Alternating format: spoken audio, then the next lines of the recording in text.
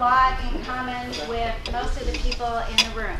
His career started out as a hotel sales manager, and then he went to work for CVBs of both Ann Arbor, Michigan and Detroit, Michigan. Then he went into the direct marketing business. So he started that out in '99, and I know that myself, I was getting into that in about 1999 also. And then, actually in 2000, he founded his own company. And I'm going to actually take it from here, and you can meet David Serino. Thank you very much, Karen. As Karen said, one of the things that make me a little different than a lot of presenters that you will get when you start to talk about technology and internet marketing is I really came from the marketing and sales end, and I also came from the travel, tourism, and hospitality industry. I started out as a sales manager in 1990 in the hotel industry, worked at an urban property, went to a few resorts, went to the Convention and Visitors Bureau end, and in 1995 in Ann Arbor, we were about to deploy our first website. You know, we had that meeting where the state of Michigan launched their website in 1995.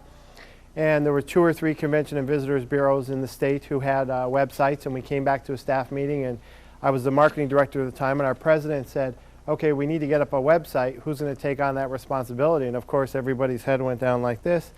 And she went around the room and she said, well, Dave, it looks like you'll be it. And hence, I'm here, 20 or 15 years later, whatever. Became an internet guru. But just to give you an indication of how I kind of even got into the internet end, in 1996, anybody familiar with the Ann Arbor Art Fairs? Okay, it's a huge art fair. It's probably ranked 2 or 3 in the country as far as artisan fairs go.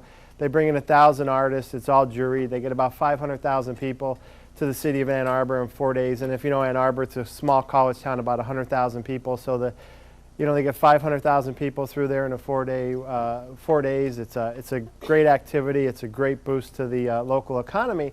But one of the ideas we came up with in 1996 when the internet just came out was we said, wow, we got this website. Let's see if we could leverage a big event and do some marketing on the web. So we sent out this press release that said, why fight through 100,000 people when you could see 1,000 artists online?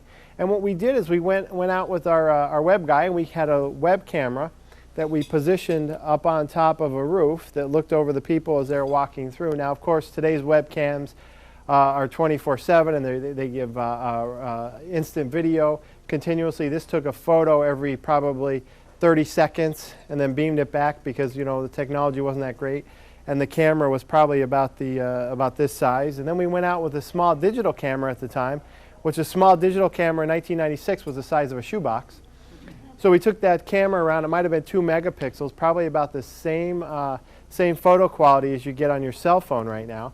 We took that around and we took photos, and we interviewed artists, and we took photos of the people at the art fair, and we talked to visitors, and we posted all this daily for 4 days on our website. And a couple years ago, when I went back and looked at this and thought about it, I said, wow, we blogged before we even understood what blogging was.